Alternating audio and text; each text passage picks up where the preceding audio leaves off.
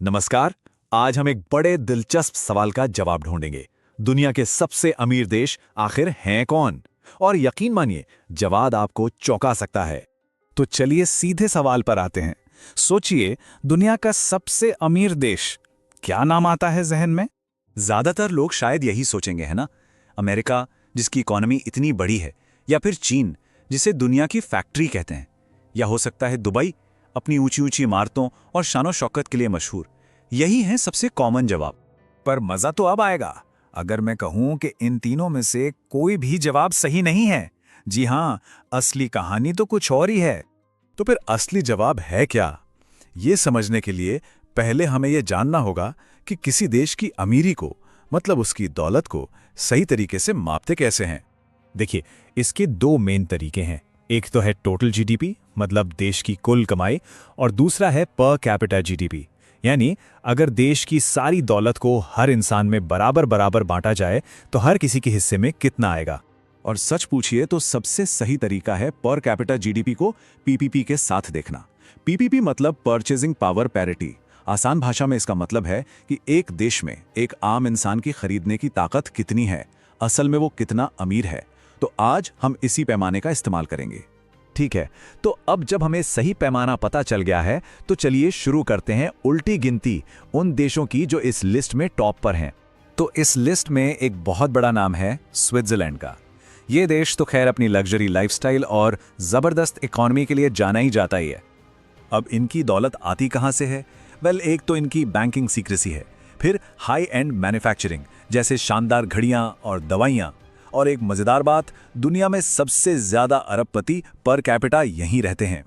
List में अगला नाम है नॉर्वे का, एक ऐसा देश जिसने अपने नेचुरल रिसोर्सेज का, मतलब कुदरती खजाने का क्या खूब इस्तेमाल किया है।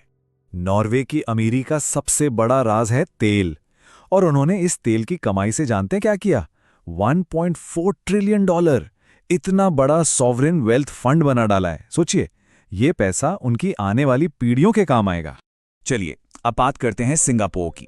ये एक बेहतरीन मिसाल है कि कैसे कोई देश बिना नेचुरल रिसोर्सेज के भी सुपर रिच बन सकता है। सिंगापुर की कामयाबी के पीछे तीन बड़ी वजह हैं।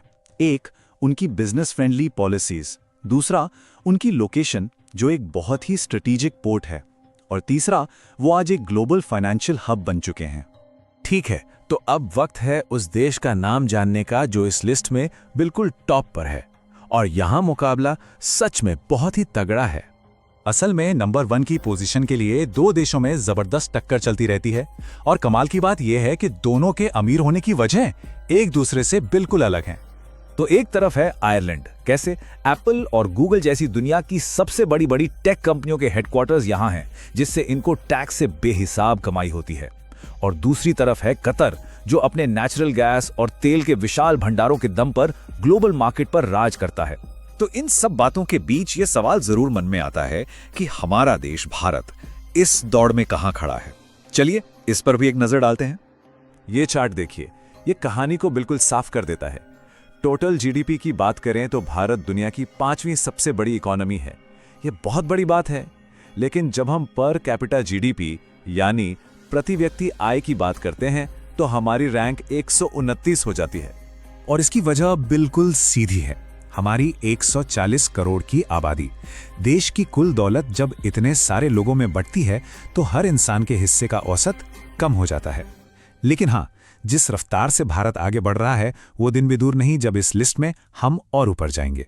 तो आज की इस पूरी चर्चा से हमने क्या सीखा? यही कि किसी देश की असली दौलत सिर्फ उसकी टोटल इकोनॉमी के साइज से नहीं, बल्कि इस बात से तय होती है कि वहां का हर नागरिक औसतन कितना अमीर है।